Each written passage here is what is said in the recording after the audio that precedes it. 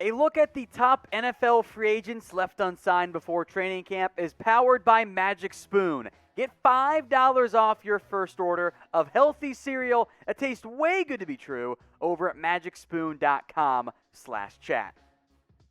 The top player on this list, Richard Sherman, and I think it's a bit of a surprise that Sherman at this point remains unsigned. And I think his market has been less than, frankly, what he expected it to be. Now, Sherman, as we'll get into more in depth, has spoken with several NFL teams so far. He's also publicly said he wants to play for a contender. I don't know if the blend of playing time, money, and championship pedigree has presented itself quite yet. Now, his coverage stats per Pro Football Reference last season, not nearly as good as what they were in 2019. And of the 5 teams Sherman has been publicly connected to, kind of dwindled a little bit. The Raiders, well, they signed Casey Hayward. The Jets still make a ton of sense as far as I'm concerned, but he wants to play for a contender. That's not the Jets, at least not right now. The Niners, if they wanted him, I feel like he'd be back already. The Saints, I still think make some sense, but Sherman's hyped up Paulson Adebo. Maybe both sides don't feel it's a fit anymore. And the Seahawks, well, he's allegedly interested, but they've invested in corners. If they do sign him, it'll probably come closer to the start of the regular season. So make your predictions for me in the comments section.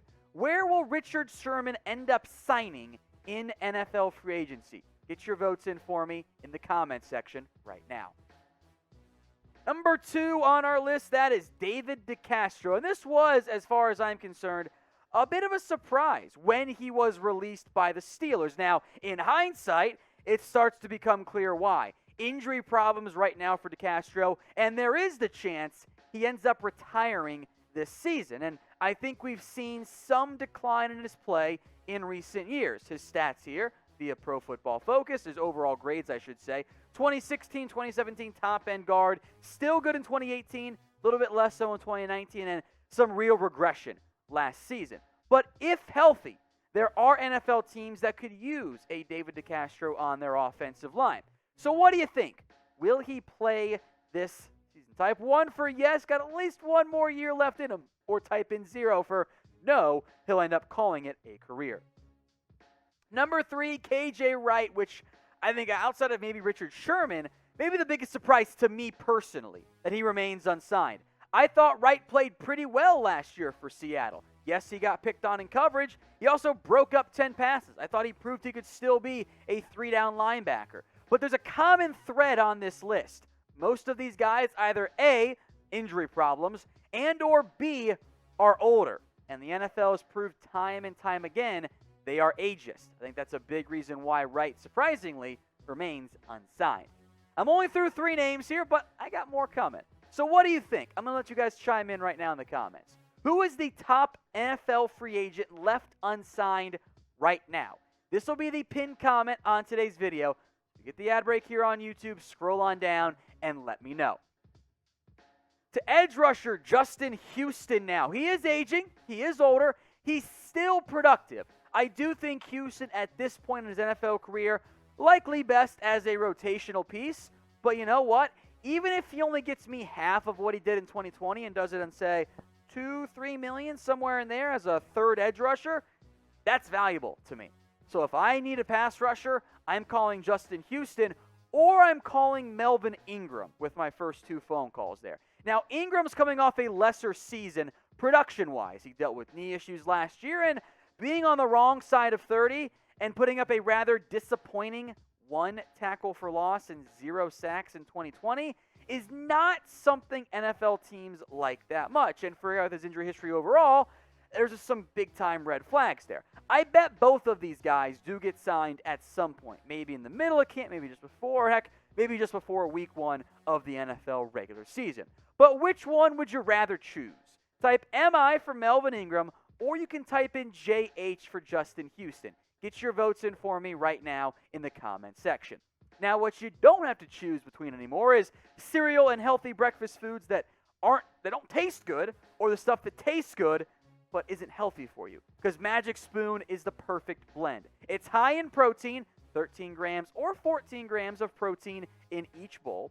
Low in carbs, only 4 grams of net carbs per bowl. And despite having 0 sugar, it tastes just like the stuff that we all grew up with. So get $5 off your first order of a box, or maybe 4 boxes, at magicspoon.com/Chase. See the link right there below me. There will also be a clickable one for you guys in the comments section and in the description. To number 6, Mitchell Schwartz. And again, this comes down to injury. If he were 100% healthy, well, A, probably wouldn't have been cut by the Chiefs. But B, he would be signed already. When healthy, this is one of, if not the outright best, top right tackles in the NFL. But because of the injuries, it's very much unclear if Schwartz will be able to play this season. Speaking of tackles, Russell Okung, next one up here. Again, missed most of last year due to injury. In fact, has only played in 13 games over the past 2 years. Now, Russell Okung is not the player he was in his prime, but he can start. He was solid enough last year for Carolina. A former 2-time Pro Bowler. If and when he's medically cleared, somebody's got to pick him up, right? Back to defense now, Brian Poole, who is still a starting caliber nickel corner. Now, over the years, we've kind of consistently seen various players who are well regarded by media and or by fans, but apparently aren't that well thought of by the NFL. And I wonder if Brian Poole is in that category. Because even in just 9 games last year as a nickel corner, which always leads to higher completion percentages, he was pretty damn good. 2 interceptions, 7 pass breakups, pretty low for a nickel. Completion percentage, yards were pretty solid as well. Poole can start. And I know he's coming off the shoulder injury, maybe that's why he's unsigned, but it's curious at best as to why Poole has not yet found a taker for his services. Another corner here, Steven Nelson. Now, the Steelers tried to trade him in the offseason. They found no partner, and he was released. And Nelson's market appears to have been, at least appears to be, pretty quiet so far. I think I know why, though. Simply put, the interception and touchdown numbers are a little bit higher than what they are supposed to be. Nelson, this past season, I should say, he allowed 7 touchdowns. That's a pretty significant number. Meanwhile, his interceptions pass breakups, not bad, at 2 and 9, but the touchdowns were way too high. The completion percentage was not great either. Yes, he got picked on a lot because he's playing opposite Joe Hayden, but the numbers were not nearly what I think Nelson thought they were going to lead to getting him on the open market in terms of money there in the end. So I'm not that surprised Nelson hasn't found a taker, but given the lack of cornerback depth in the NFL, somebody's got to sign him. Jets have like nobody good at corner. I'd pick up Nelson or Sherman in a heartbeat. Now, we here give you free videos at Chat Sports. There's no subscription fee, none of that.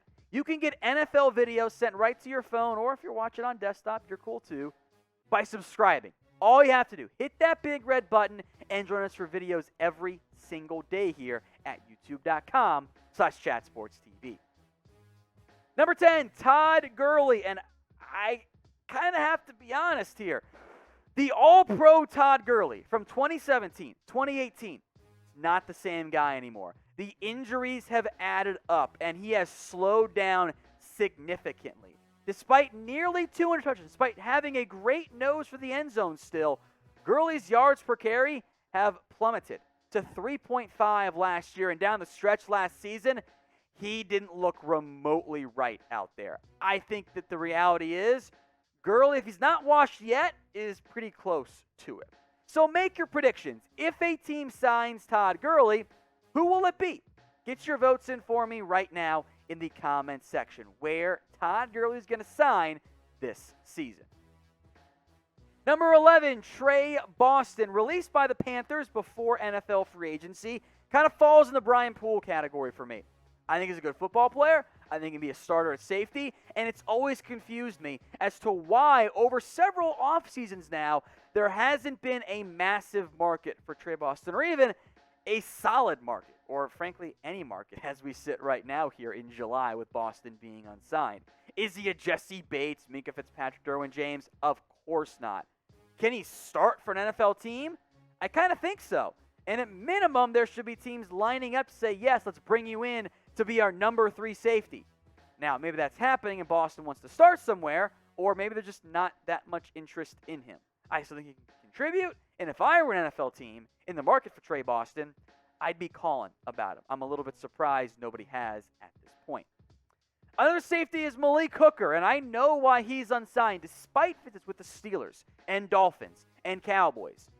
I am convinced the medical simply has not checked out for Malik Hooker, just like Eric Berry a couple years ago, who remains also unsigned.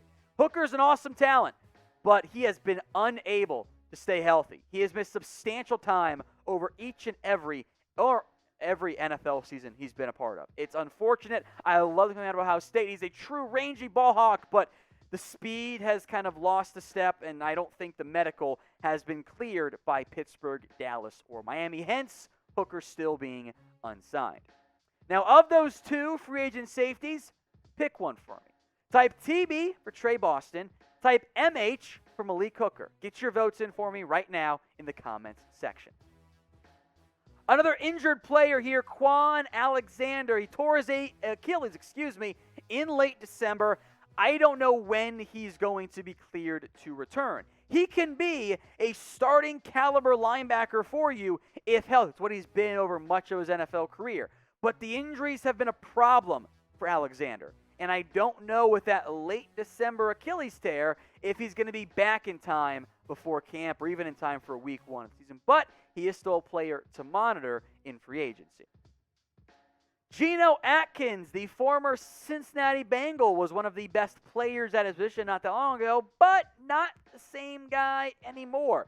Barely played last year, just a couple games, couple snaps, and he's seen his level of play dip beyond just 2020. Even 2019, admittedly in a scheme that probably wasn't the best for him, Atkins' production was not where it needed to be. So for Atkins, I am intrigued. I think he can still help an NFL team, but I don't think his market should be anything indicative of more than what he did at this stage in his NFL career. A veteran flyer type that you probably shouldn't give anything more than the veteran minimum, or at least close to it, on a contract. Another offensive guy here. Not that many good skill position guys left out there, but I did want to mention Golden Tate over the likes of Alshon Jeffrey, I guess. Tate, like many of these free agents, not the player that he once was. And also, a big problem for Tate, caused issues over his targets with the Giants last season. I do think Tate could contribute and help as a slot receiver, but what do you know about the NFL? The older you get, the less interested NFL teams are, save for a handful of exceptions. So I like Tate a lot. He's not the guy he was in his prime, and the reviews from New York and that coaching staff might be a problem for him when it comes to finding a new NFL team.